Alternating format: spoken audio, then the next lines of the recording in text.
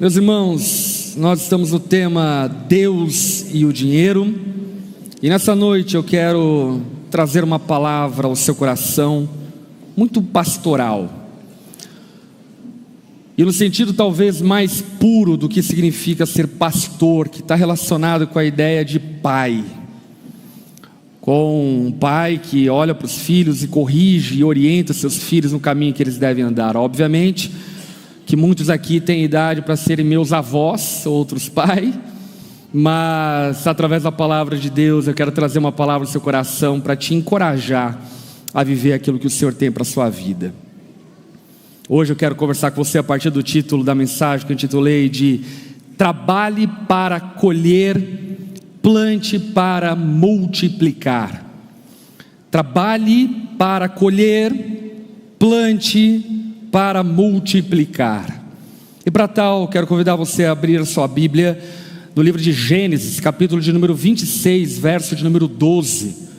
Gênesis, capítulo 26, 12. Essa história bíblica está inserida na vida de Isaac, filho de Abraão, e alguns desafios que Isaac enfrentou e como ele reagiu a esses desafios tem muito a nos ensinar. No verso de número 12, a palavra de Deus diz: naquele ano, quando Isaac plantou lavouras, ou seja, trabalhou, colheu 100 vezes mais cereais que havia semeado. Ou seja, se ele plantou uma semente, ele colheu 100. Se ele plantou 100, colheu 1000 ou 10.000. Ele colheu 100 vezes mais do que tudo que havia semeado, pois o Senhor o abençoou. Repita comigo: o Senhor o abençoou. Percebe? Isaac trabalhou, plantou, mas a colheita farta veio como produto da bênção de Deus sobre ele. E o texto continua dizendo: Isaac prosperou, se tornou rico e influente, adquiriu tantos rebanhos de ovelhas e bois e tantos servos que os filisteus o invejaram. Esse episódio na vida de Isaac é muito emblemático, porque conta a bênção de Deus sobre um homem a partir do trabalho dele e também do plantio dele. E o que é mais curioso é que esse texto está inserido em um momento muito contraditório a isso. Se você está no capítulo 26 de Gênesis, olha para o começo do capítulo para entender o cenário ao qual Isaac prospera. Verso número 1 do capítulo 26. Uma fome terrível atingiu a região, como havia acontecido antes no tempo de Abraão. Por isso Isaac se mudou para Gerar, onde vivia Abimeleque, rei dos filisteus. O Senhor apareceu a Isaac e disse: não desça ao Egito, faça o que eu mandar, habite aqui como estrangeiro, e eu estarei com você e o abençoarei.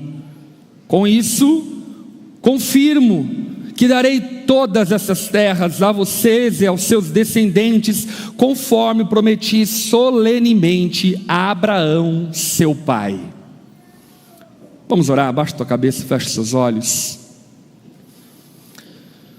Senhor, nós te louvamos pela comunhão, somos gratos pela sua presença no nosso meio, Espírito Santo, e clamamos a Ti, Espírito Santo, no nome de Jesus. Fala conosco, dá-nos discernimento, clareza daquilo que vamos ouvir, confronta a nossa indolência e leva-nos, ó Pai, a uma vida que glorifique ao Senhor por meio do labor das nossas mãos.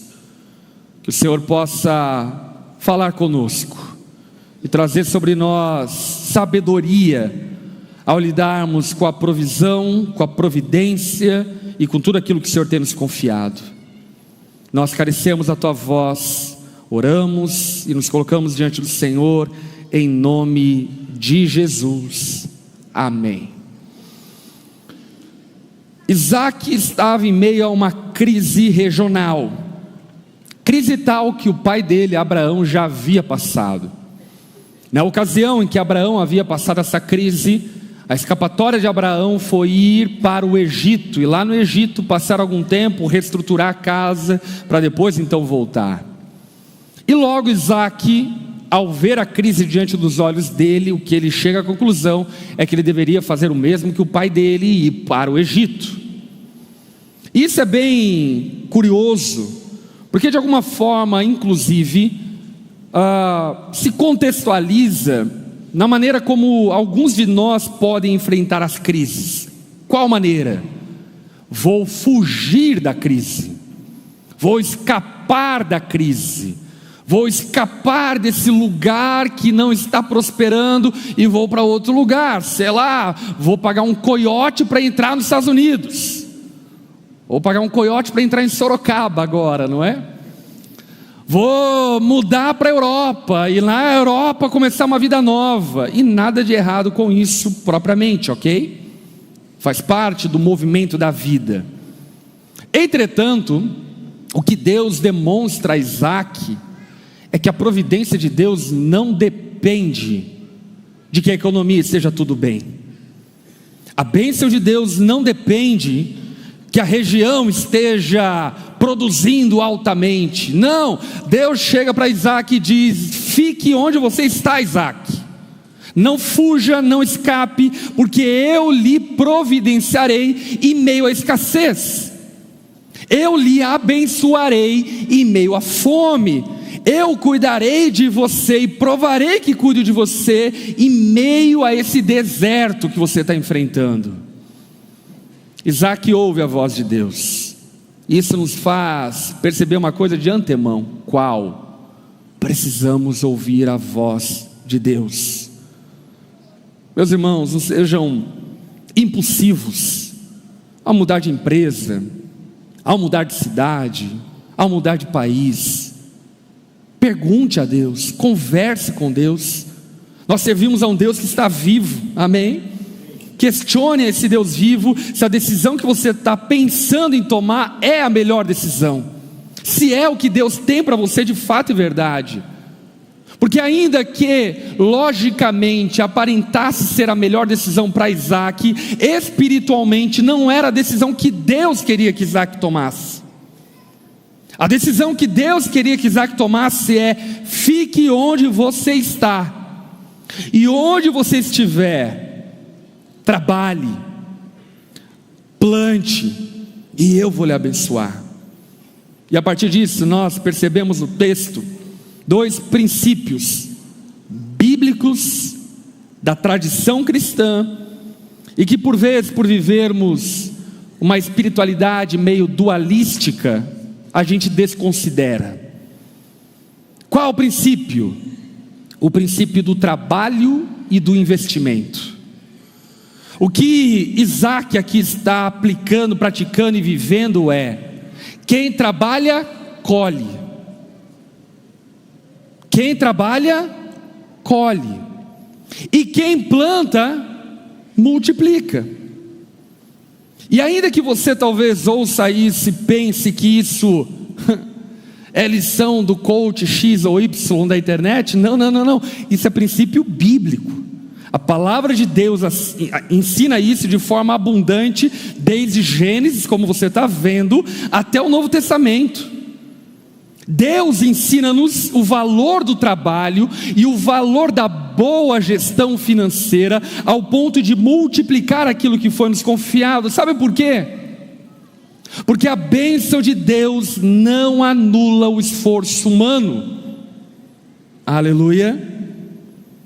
A bênção de Deus não anula o seu esforço. A bênção de Deus não anula o nosso trabalho.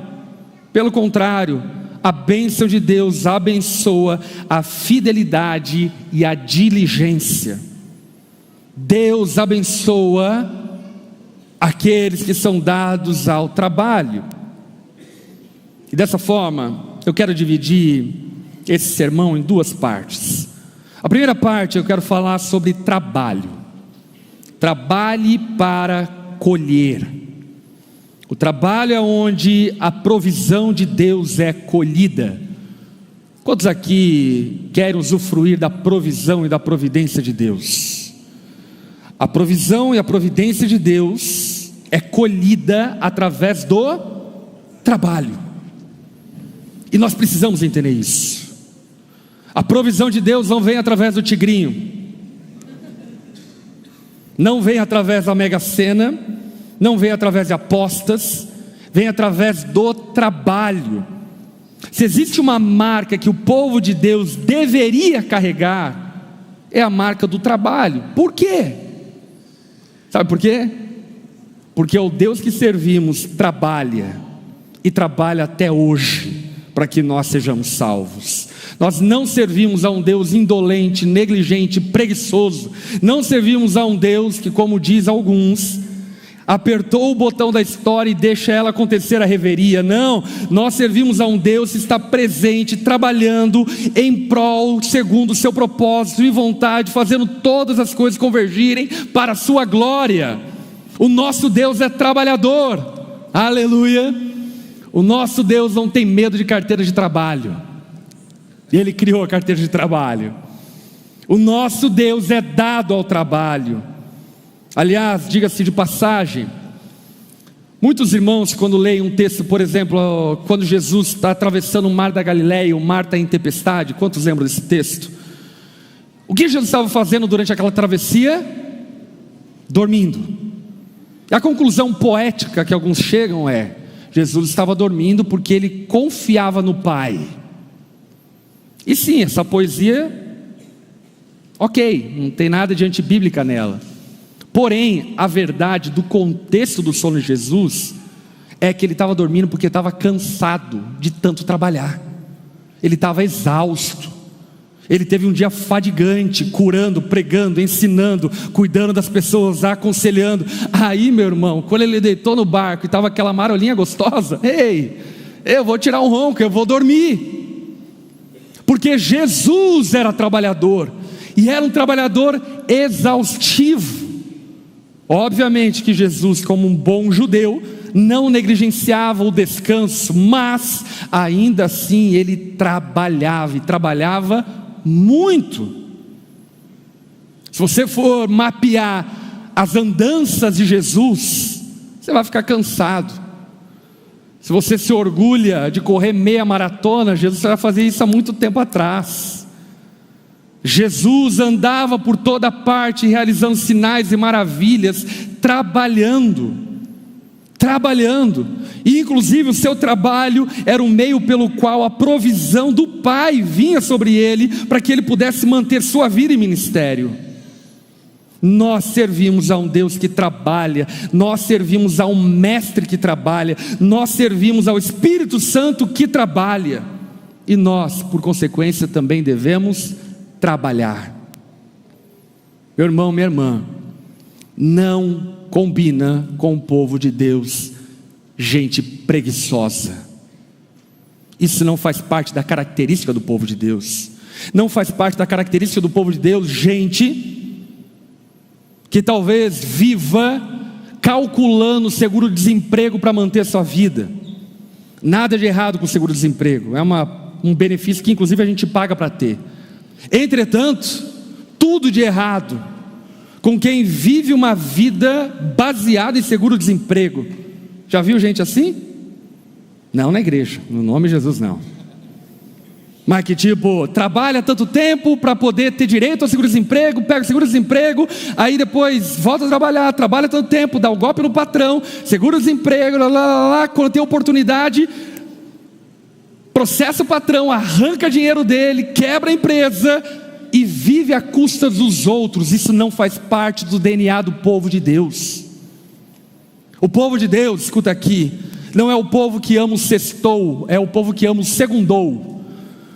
O povo de Deus é o povo que ama o trabalho, porque ele entende que o trabalho é um meio de adorar e glorificar a Deus. O trabalho é um meio de adorar aquele que trabalha sempre. Inclusive, acerca disso, João Calvino diz o seguinte: o trabalho é um instrumento da providência de Deus. O trabalho é um instrumento da providência de Deus. Pastor, eu preciso que Deus proveja sobre a minha vida. Trabalhe, trabalhe, trabalhe. Eu preciso de provisão de Deus. Trabalhe, trabalhe. Ah, pastor, eu preciso trabalhar, eu sou herdeiro. Trabalhe, porque trabalho não é sobre ganhar dinheiro. Trabalho é sobre fazer alguma coisa útil com a sua vida. Trabalhe é sobre viver para um propósito, que é glorificar a Deus. Portanto, trabalhe, ao ponto que a palavra de Deus leva isso tão a sério, que o apóstolo Paulo, em 2 Tessalonicenses capítulo 3, verso 10, diz o seguinte: mesmo quando estávamos com vocês, ordenamos o seguinte. Qual é a ordem de Paulo? Quem não quiser trabalhar, também não deve comer.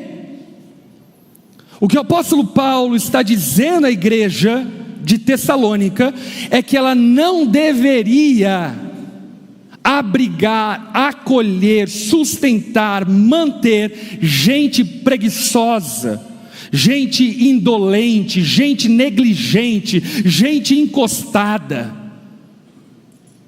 Glória a Deus pelo Ministério Hope, que tem ajudado, reabilitado a tantas famílias.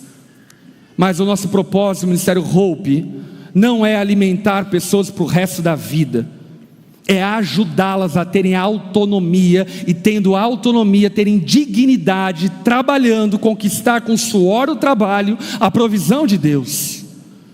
Eu digo isso até inclusive como um alerta.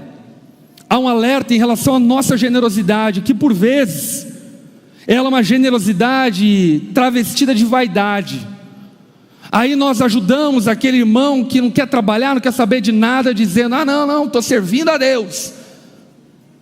A melhor maneira de você servir a Deus, por exemplo, num caso como esse, é pegar esse irmão pelo braço e falar: vamos no RH. Vamos no RH, irmão. Eu pago a tua passagem. Ah, eu não tenho documento, eu pago o teu documento. Vamos trabalhar. Nós somos chamados a fazer isso, porque o povo de Deus é um povo que trabalha. Isso faz parte da característica do povo de Deus. Nós confiamos que a provisão de Deus está para aqueles que trabalham. Diante disso, eu quero fazer duas afirmações. Primeiro, Deus tem um propósito para a sua vida. Deus tem um propósito para a sua vida. Glória a Deus. A Confissão de Westminster, que faz parte da tradição cristã, ela, no seu catecismo, tem uma primeira pergunta, que é a seguinte pergunta: qual é o fim principal do homem? E a resposta teológica da tradição cristã é: o fim principal do homem é glorificar a Deus e ter prazer nele para sempre. Pastor, qual é o meu propósito? Sabe qual é o teu propósito? Glorificar a Deus e ter prazer nele para sempre. É para isso que fomos criados. Agora, essa resposta pode gerar uma pergunta, e a pergunta é: como nós glorificamos a Deus? E o que é curioso é que os reformadores, em especial Lutero e também João Calvino, compreendiam que nós glorificamos a Deus, adivinha? Através do nosso trabalho, através da nossa vocação. Diz que certa vez Lutero foi questionado por um sapateiro como ele poderia glorificar a Deus, porque na mente dualística dele, ele pensava que você é alguém que vai glorificar a Deus se eu for um missionário na África, se eu for um missionário na Ásia. Sabe qual foi a resposta de Lutero? Faça o melhor sapato que você puder e venda por um preço justo, e você vai glorificar a Deus dessa forma. O nosso ofício, a nossa vocação glorifica a Deus. Nas Institutas da Religião Cristã, falando sobre vocação, é dito o seguinte: a cada um Deus designou uma vocação específica, e nela devemos perseverar. Olha para quem está do teu lado e diga: Deus lhe deu uma vocação. O que é uma vocação? A vocação é a ferramenta que Deus nos deu para o glorificar. Por exemplo, eu tenho uma vocação, a minha vocação é pastor, e eu nasci para isso, e eu tenho um sentimento de que eu não vou ser completo fazendo mais nada, se não for fazendo aquilo que Cristo me chamou para fazer. E eu glorifico a Deus, respondendo a Ele de acordo com a vocação que Ele me deu. Agora, a vocação de Deus não é apenas pastor, missionário, levita, apóstolo, patriarca, profeta. Deus dá a vocação também de pedreiro, de manicure, de contador. Porque vamos combinar, o cara para ser contador tem que ter chamado. Sim ou não? Quem é que trabalha com contabilidade? Com certeza esses irmãos que levantaram a mão é porque de fato Deus derramou um óleo sobre eles, um mistério. Até a interpretação de línguas é mais fácil do que entender os impostos e tributos e planilhas contábeis. E pior de tudo, que é mais esquisito para mim, é que esses cabras têm prazer em fazer isso. Sim ou não?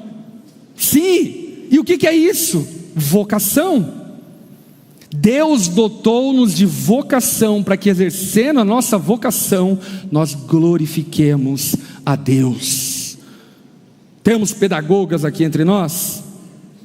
Vamos lá, gente. Para qualquer ser humano natural que não é pedagogo, olha para vocês e pensa: são tudo louca.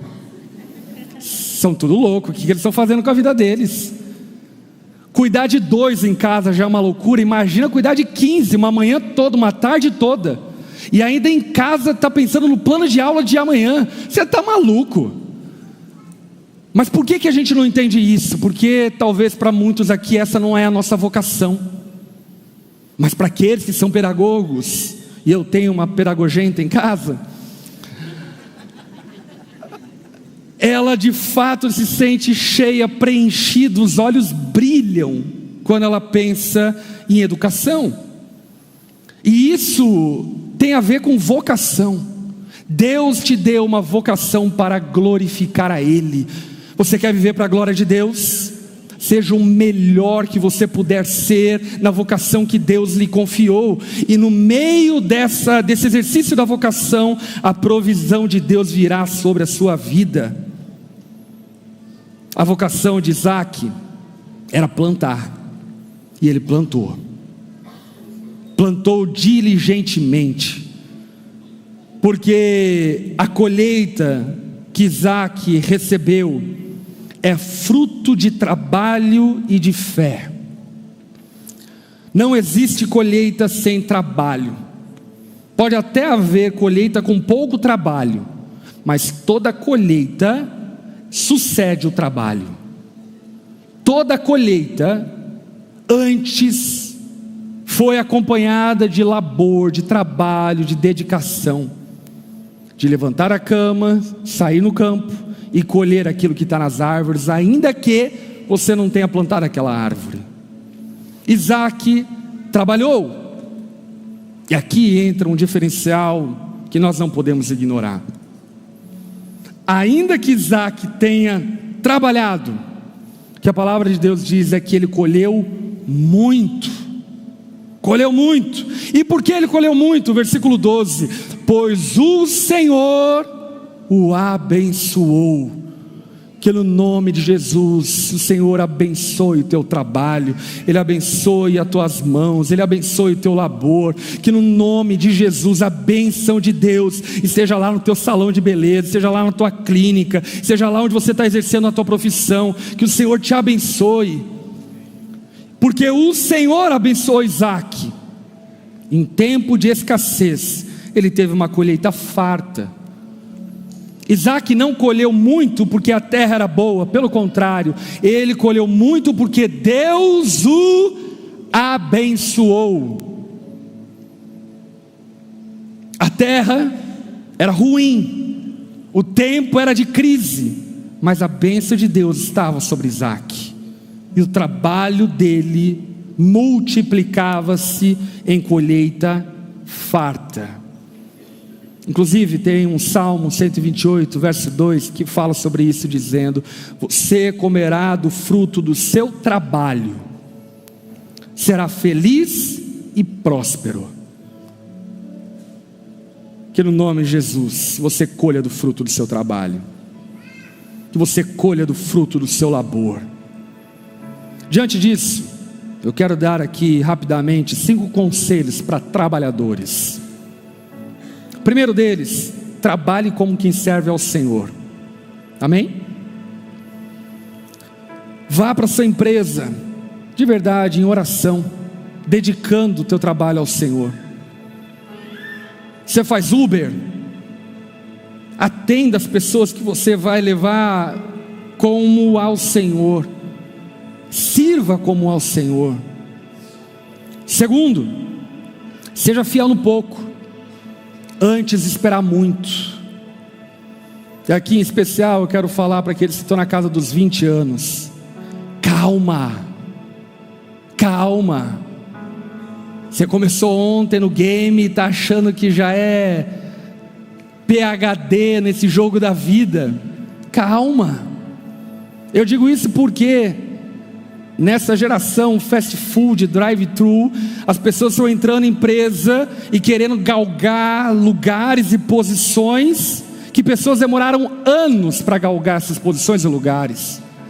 Seja fiel no seu trabalho, seja fiel na sua posição, e com perseverança no tempo devido, o Senhor há de te abençoar. Terceiro, busque sabedoria, não apenas esforço. Trabalhe com a cabeça, não apenas com as mãos. Aleluia. Sabe por quê? Porque quem trabalha com a cabeça evita desgaste de energia e multiplica a sua produtividade. Reflita sobre o seu trabalho, não como alguém submisso. Mas seu chefe pediu para você fazer tal coisa, pense se não existe uma melhor forma de fazer a mesma coisa, que gaste menos energia e que seja mais produtivo. Trabalhe com sabedoria. Quarto, rejeite a preguiça. Aleluia. Olha para quem está ao teu lado, impõe as mãos sobre essa pessoa e diga: sai todo espírito de preguiça agora, no nome de Jesus. Sai fazendo fila, para não se atrapalhar na saída. Não se entregue à preguiça, não se entregue à indolência. Há tempo para tudo, há tempo para descansar e há tempo para trabalhar. E quando for tempo de trabalhar, adivinha? Trabalhe, trabalhe. Quinto, faça o seu trabalho como uma ferramenta de testemunho. Meus irmãos, como o mundo vai entender que Jesus tem poder para transformar caráter, se você continua chegando atrasado no seu trabalho? Como que o mundo vai entender que Jesus tem poder para libertar, se você continua fazendo fofoca na empresa? Como o mundo vai entender que Jesus é o Salvador, se você continua dando um péssimo testemunho no trabalho? Uma das maiores alegrias que eu já tive como pastor foram algumas, mas uma delas, sabe qual foi? Um dos executivos da Caesar aqui em Joinville, certa ocasião me mandou um e-mail dizendo o seguinte: pastor, eu queria te honrar, porque os melhores funcionários que eu tenho são da sua igreja. Não sei o que você faz aí, mas eles são bons. E eu li aquele e-mail e eu falei: glória a Deus por isso, glória a Deus por isso. Foi há anos atrás, tomara que eles se mantiveram assim no nome de Jesus. Mas o que eu quero dizer, meus irmãos, é que trabalho é lugar de darmos testemunho daquilo que Cristo fez em nós. Trabalho é lugar de mostrarmos a obra regeneradora de Cristo em nós. É a oportunidade de mostrarmos diferença, das formas mais simples e também das formas mais especiais que podemos. Por exemplo, você já considerou em tirar um tempo de oração com a equipe de trabalho sua? Não na hora de trabalho, amém? Chega 5 minutos antes e combina com todo mundo chegar 5 minutos antes. Ore pelo dia de trabalho. Deixa Deus te usar, vaso, aleluia. Trabalhamos para a glória de Deus, e quando trabalhamos, nós colhemos, porque quem trabalha, colhe. Quem não trabalha, não colhe. Segunda parte desse sermão, quero falar agora sobre multiplicação. O trabalho, ele produz colheita, mas o trabalho não produz multiplicação. São dois conceitos bíblicos diferentes um do outro. Você pode ter uma grande provisão de Deus através do trabalho, ter um ótimo salário, mas se você não souber reinvestir o fruto do seu trabalho, você apenas vai ter provisão e não multiplicação. Quantos estão entendendo o que eu estou falando? Isaac, no verso 13, ele é tido como aquele que enriqueceu e sua riqueza continuou a aumentar. Por que a riqueza de Isaac continuou a aumentar? O texto bíblico responde: porque Isaac reinvestiu aquilo que ele havia colhido. Ele colheu, comeu e parte reinvestiu. E esse reinvestimento se multiplicou. E é curioso isso, porque inclusive isso é um princípio bíblico do Novo Testamento também. 2 Coríntios capítulo 9, verso 10 diz o seguinte: pois é Deus quem supre a semente para o que semeia, e depois o pão para o seu alimento. Sempre quando eu falo sobre finanças, eu gosto de falar sobre esse texto, porque para mim ele é primordial na compreensão da gestão e administração pessoal. O que esse texto está dizendo é que Deus nos dá pão para comer e semente para plantar. O contexto do texto, essa semente falava a respeito às ofertas entregues ao Senhor, mas obviamente que isso pode se amplificar para outros assuntos. E para você entender isso, estenda as suas duas mãos assim à frente.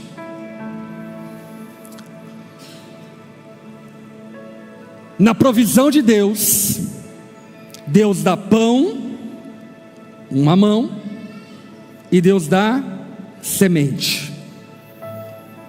Imagine que Deus deu pão para você na sua mão esquerda. O que você faz com o pão? Come. Deixa eu te falar uma coisa: nunca se sinta culpado de Deus te abençoar. Se Deus tem te dado condições de ter uma vida confortável, tenha, e seja feliz tendo. Se Deus te deu condições de comer picanha, aleluia, convida nós. Coma e seja feliz, porque é bênção de Deus sobre a tua casa. Pão serve para comer, mas na porção da provisão de Deus que Ele nos dá, Ele também nos dá semente. Para que serve semente? Para comer? Não, para plantar. Qual é o nosso problema? Nosso problema é que a gente pega o pão e a semente e come os dois juntos, e faz uma farofa com o pão. Meu irmão, semente é para plantar, pão é para comer, e você precisa diferenciar isso no teu orçamento. O que Deus nos deu para comer e o que Deus nos deu para plantar. O que Deus nos deu para comer a gente come, e o que Deus nos deu para plantar a gente planta. O que é pão para comer? Pão para comer é aluguel, prestação de casa, água, luz, internet, alimentação, transporte, escola dos filhos, plano de saúde, lazer, roupas, calçados, manutenção de casa e por aí vai. Isso é pão, ok? O que é semente para plantar? investimento financeiro, renda fixa, fundos, ações, imóveis, reserva de emergência, educação, dízimos e ofertas, livros, capacitação, desenvolvimento profissional, empreendimentos, investimento em ferramentas de trabalho. Isso é semente. Todos os meses nós recebemos pão para comer, semente para plantar. E a pergunta que eu lhe faço é: o que você tem feito com as tuas sementes? Deixa eu te dar uma exemplificação, que é só uma projeção para você entender o quão sério e grave é isso. Se você decidisse separar R$300 por mês para investir num CDI da vida, que hoje, segundo a taxa Selic, está rendendo 0,95 por mês, 11% ao ano, 13% dependendo qual é o banco. Se rendesse 0,95% ao mês, que é uma média razoável, se você investisse R$300 por mês nesse fundo, em 30 anos, você teria depositado nesse fundo R$106 mil. Mas sabe quanto dinheiro você teria nessa reserva? R$918 mil. Porque existe uma mágica que não é mágica, e que inclusive tem paralelo na agricultura, que é os juros compostos. Aquilo que você investe se multiplica em investimento. E na agricultura é da mesma forma. Você tira um pouco de semente e planta uma árvore. Essa uma árvore, agora ela vai te dar pão para comer e vai te dar mais 10 outras árvores. E essas 10 outras árvores vai te dar pão para comer e vai te dar 100 outras árvores. E essas 100 outras árvores vai te dar pão para comer e vai te dar 1000 outras árvores. E isso é multiplicação. Você está entendendo o que eu estou falando? Agora deixa eu ser mais chocante com você ainda. Se você continuasse investindo R$300 por mês, ok? E é óbvio que eu não estou considerando aqui as oscilações da economia e tudo mais, só para você entender o poder de investir. Se você guardasse R$300 por mês, dentro de um período de 60 anos, ok?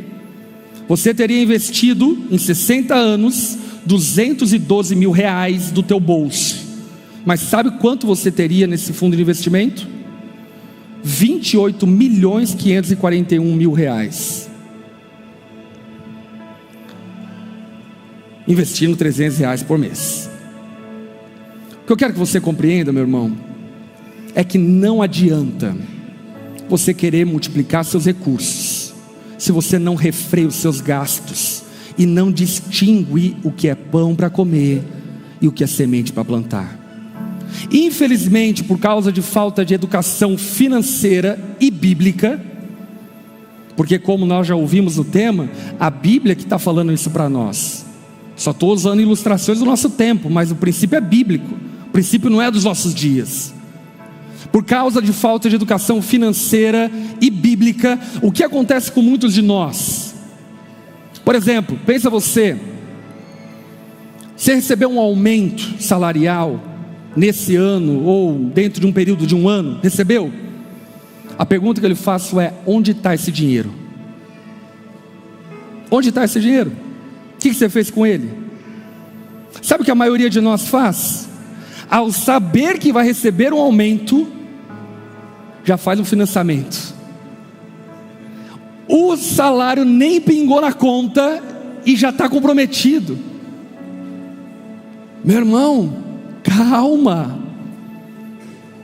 E com isso eu não estou dizendo que você não possa ter uma vida confortável. Tenha, mas refreie as suas finanças, controle, administre elas. Você recebeu um aumento, sei lá, de R$800, aplique ali na sua vida, no seu conforto, no seu pão, R$300 que seja por mês, para que você possa, sei lá, ter um streaming novo, fazer uma parcela de uma televisão, algo do tipo.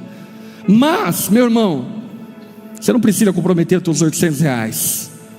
Você consegue separar R$200 para um fundo de investimento, outros tanto para uma reserva, tanto eu vou dedicar ao Senhor. Você consegue administrar. A questão não é se conseguimos ou não. A questão é se obedecemos a Deus, multiplicando aquilo que Ele nos deu ou não. E eu preciso dizer para você, ainda que você ache que isso não é espiritual, Deus vai vir prestar contas de tudo aquilo que Ele nos deu, o que fizemos com aquilo que Ele nos deu. Aquilo que foi nos confiado para que multipliquemos.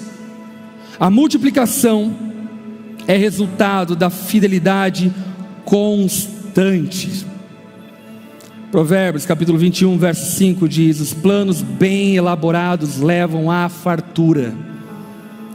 Portanto, planeje a sua vida, controle seu orçamento. E diante disso, eu quero te dar também, como na parte do trabalho, 5 conselhos bíblicos sobre como multiplicar dinheiro. O primeiro deles: trabalhe com excelência. Amém? Princípio básico. Você quer ser melhor remunerado? Deixa eu te fazer entender uma coisa. Ainda que o sistema trabalhista brasileiro por vezes nos fazem pensar que salário é uma ajuda. Não. Salário é uma recompensa de produção. Quantos entendem o que é isso? Você recebe uma recompensa pelo que produziu. Ou seja, quer um salário melhor?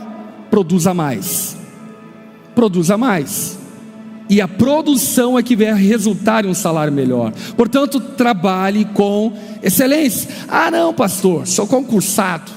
Você não está ligado. Vou lá, cumpro as horas e está tudo certo. Trabalhe com excelência como para o Senhor. Segundo, poupe com disciplina. Quanto você guarda por mês? Quanto? Ah pastor, não sobra dinheiro não.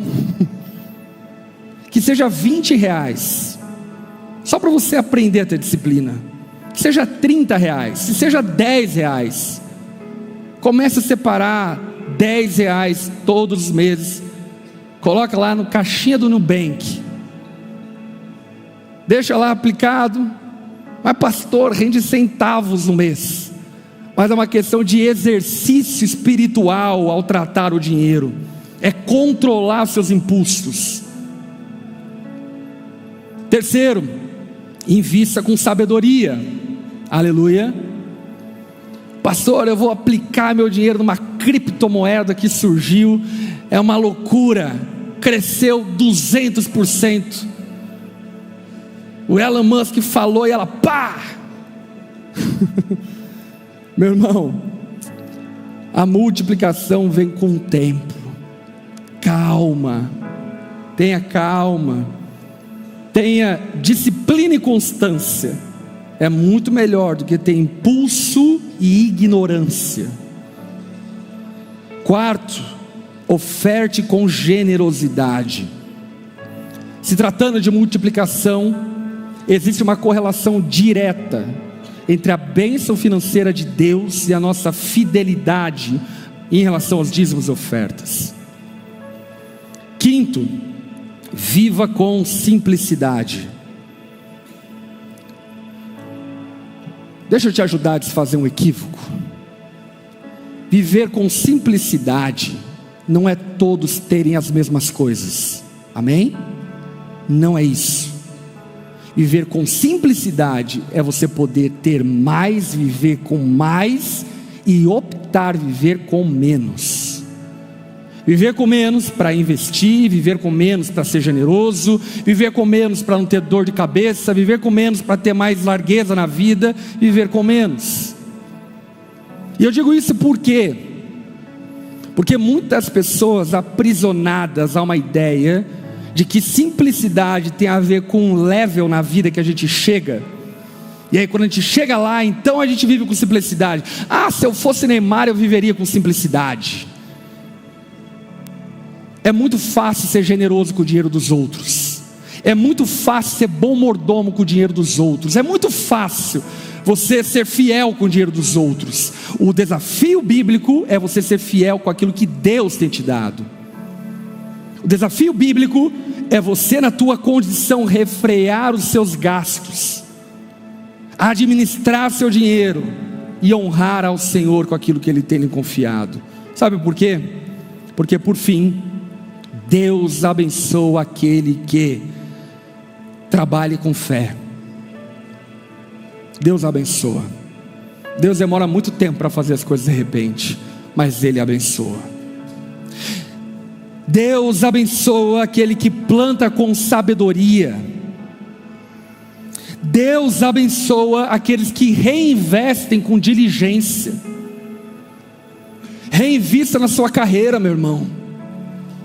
Talvez você entrou no mundo de vendas há 20 anos, faz 20 anos que você não se atualiza.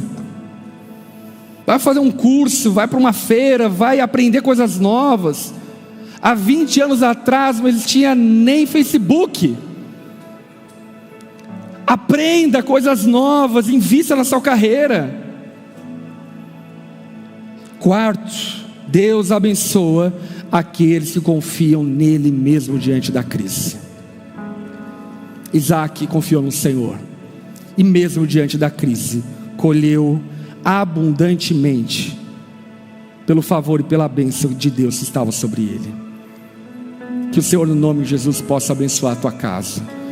Que no nome de Jesus, o Senhor abençoe os teus negócios. Que no nome de Jesus, você seja um trabalhador que honra ao Senhor. Que você exerça a tua vocação com temor, com zelo. Que no nome de Jesus, você seja um bom mordomo daquilo que o Senhor tem lhe confiado. E multiplique aquilo que Deus tem lhe dado nas suas mãos.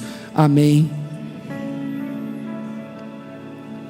Sabe quem foi o maior investidor da história? Sabe quem foi? Jesus. No que Jesus investiu? João 12:24. Jesus diz: eu lhes digo a verdade, se o grão de trigo, que é semente, não for plantado na terra e não morrer, continuará só, mas sua morte produzirá muitos novos grãos, uma colheita abundante de novas vidas. Quantos aqui pertencem a Jesus? Quantos aqui têm uma vida com o Senhor? Sabe por que eu e você temos uma vida com o Senhor?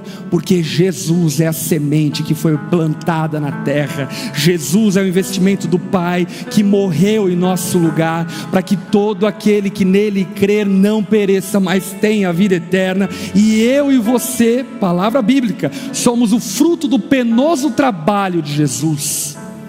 O penoso trabalho dele, a dedicação dele, tem revertido em milhões, em bilhões de filhos para o Pai. Jesus morreu em nosso lugar, para que eu e você possamos viver a vida que Ele nos deu. Baixe tua cabeça, feche seus olhos.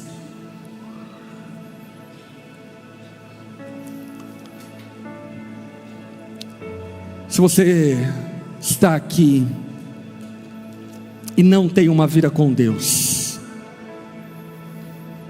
eu quero dizer a você que Jesus já fez tudo para que você tenha uma vida com Deus. Jesus já fez tudo para que você viva uma nova vida.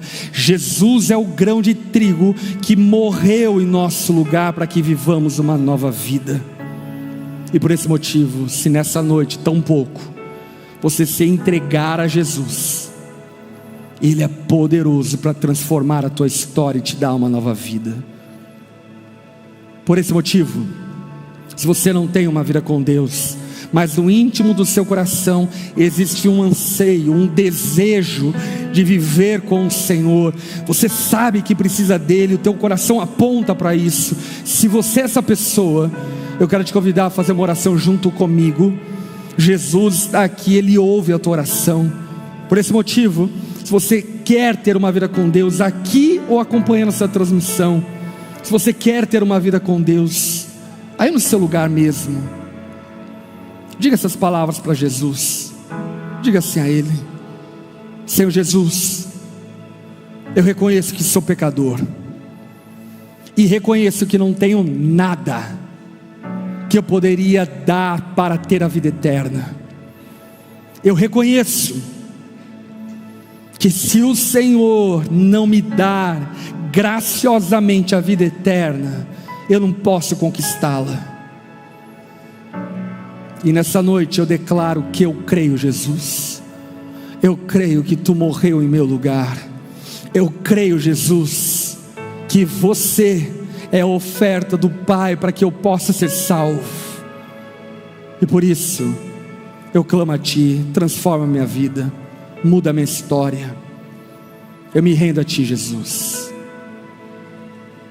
e entrego a minha vida a Ti, em nome de Jesus. Todos ainda de cabeça baixa, olhos fechados. Se você fez essa oração, eu quero muito orar por você. Eu creio que Deus está fazendo algo extraordinário na sua vida. Por isso, se você fez essa oração, levante uma das suas mãos no seu lugar. Eu quero te ver, eu quero orar por você. Amém, aleluia.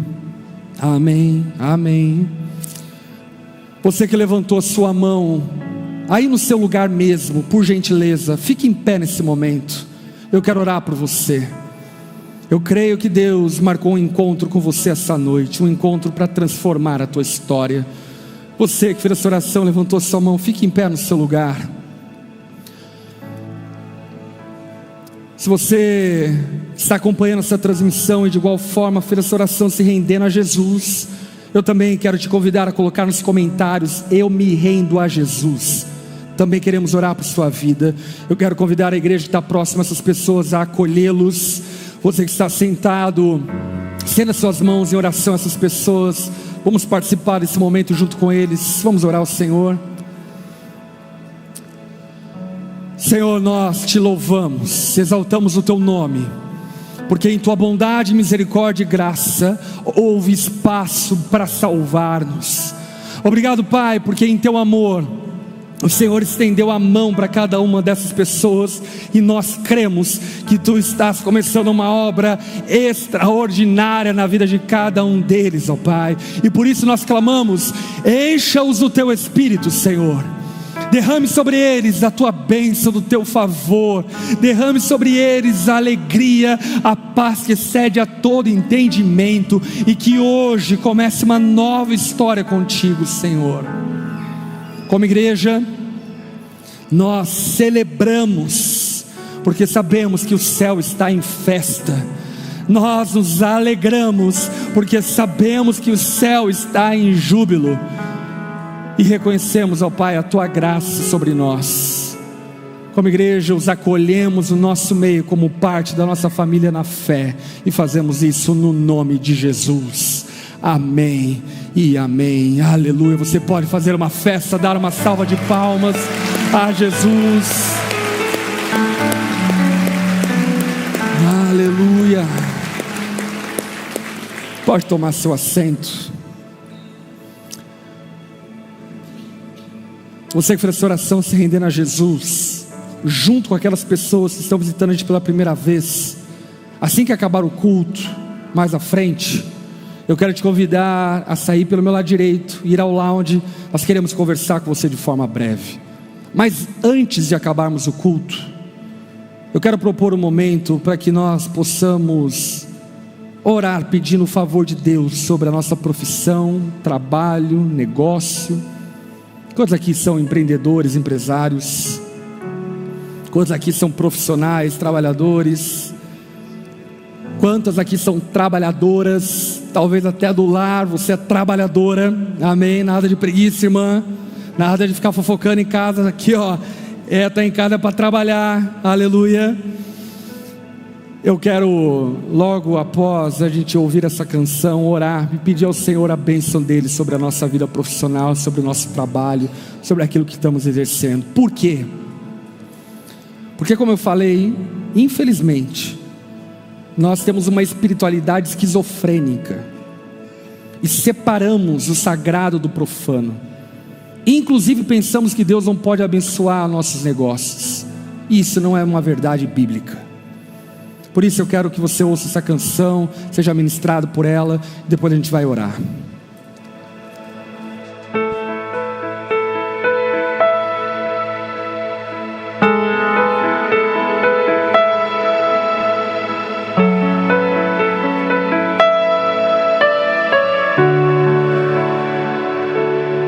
Amanheceu, nada pesquei. parecia ser apenas mais um dia como qualquer outro. Estava cansado, sem forças, desanimado, decidido a largar tudo e parar.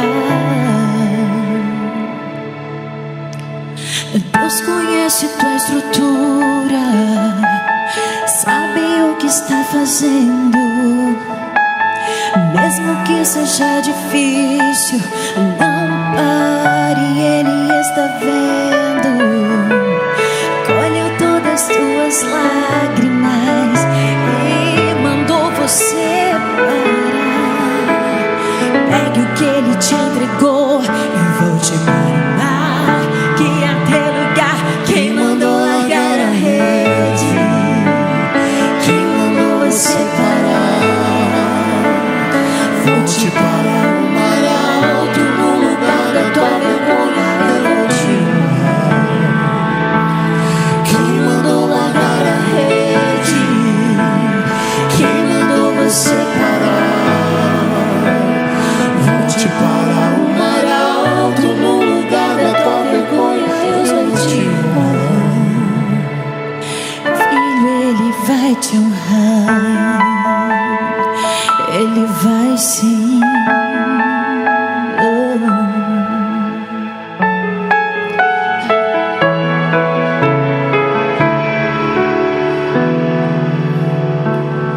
Deus conhece sua estrutura, sabe o que está fazendo. Mesmo que seja difícil, não pare, Ele está vendo. Colheu todas as tuas lágrimas e mandou a te falar. Pegue o que Ele te entregou e volte para o mar, que é o teu lugar. Quem mandou largar a rede? Quem mandou você parar? Volte para o mar alto, no lugar da tua vergonha eu vou te honrar. Quem mandou largar a rede? Quem mandou você parar? Volte para o mar alto, no lugar da tua vergonha eu vou te honrar. Filho, eu vou te honrar.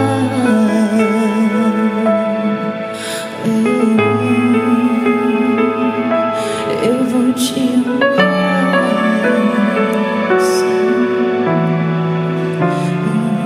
Quem trabalha, colhe. Quem planta, multiplica. Essa é uma certeza bíblica que nós temos.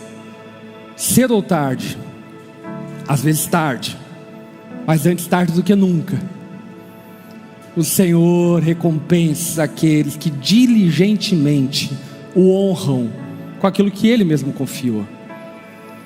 Por esse motivo, antes de orarmos encerrando o culto, eu quero tirar um tempo para orar por pessoas que talvez estejam profissionalmente desanimadas, deslocadas, talvez também financeiramente instáveis, não entendendo muito bem como conduzir sua vida financeira, talvez passando por um período de desemprego, talvez à beira da falência ou tendo falido algum negócio.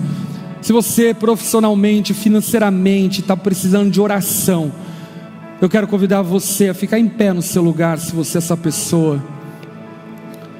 Quero orar por sua vida e clamar ao Senhor que Ele possa te dar coragem, fé, ousadia para exercer aquilo que Ele mesmo lhe confiou.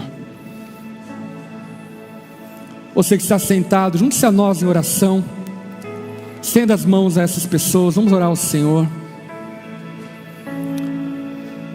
Pai, nós queremos te honrar, queremos viver para a tua glória, e cremos, Senhor, que o Senhor nos planejou desde o ventre da nossa mãe com propósitos e desígnios eternos.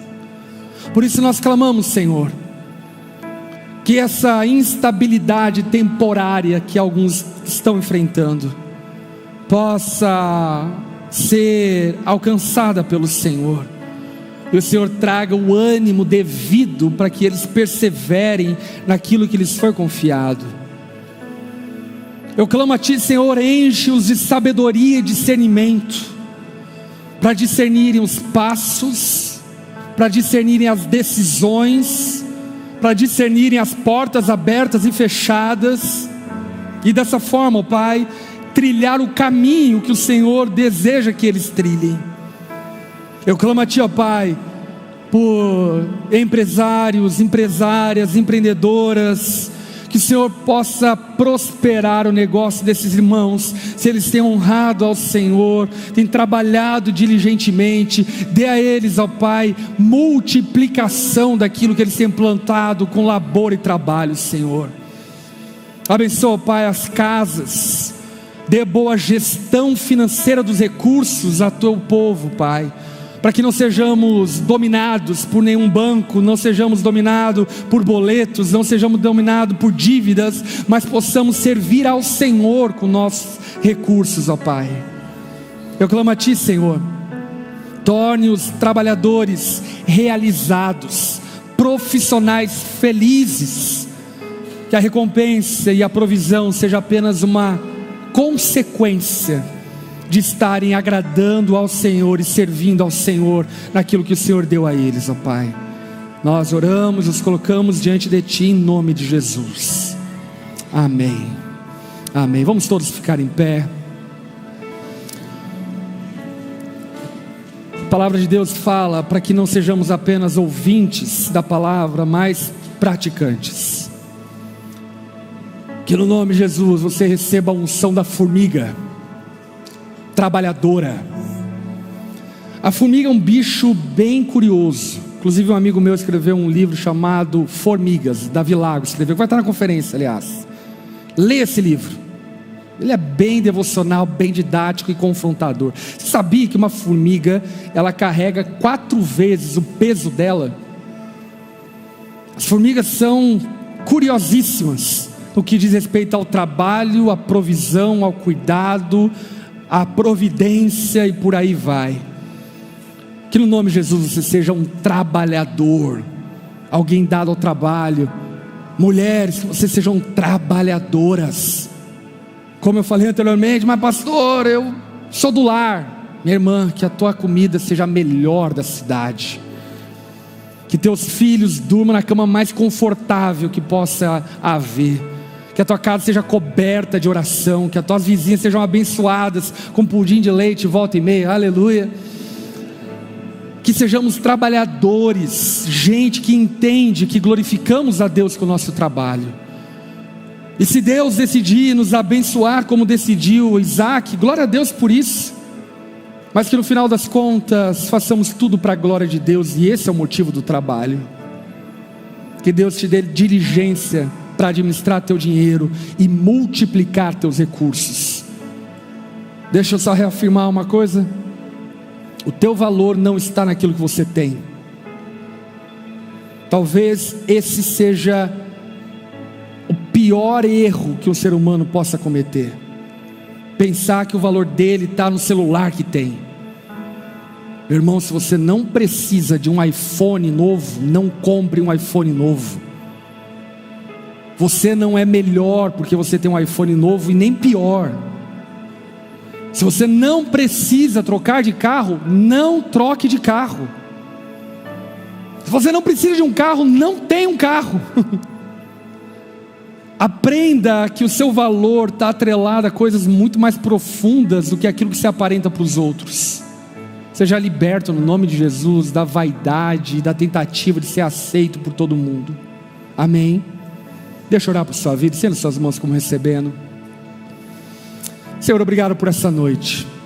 Obrigado, Senhor, porque a Tua palavra é tão rica, tão eficaz.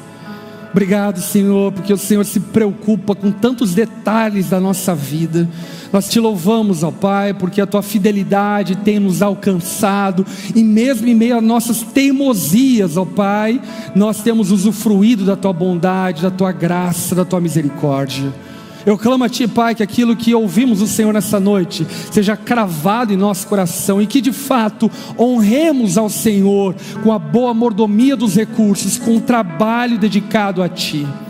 Abençoa o Teu povo, Pai, aonde estiver, que a Tua graça possa nos acompanhar, que as empresas, ó Pai, possam prosperar aonde nós estivermos, que os empregadores se sintam gratos e felizes por ter um crente trabalhando para eles, que o Senhor possa, ó Pai, abençoar-nos em tudo o que fizermos, e como fez com Isaac, fazer-nos multiplicar 100 vezes mais tudo aquilo que nos foi confiado.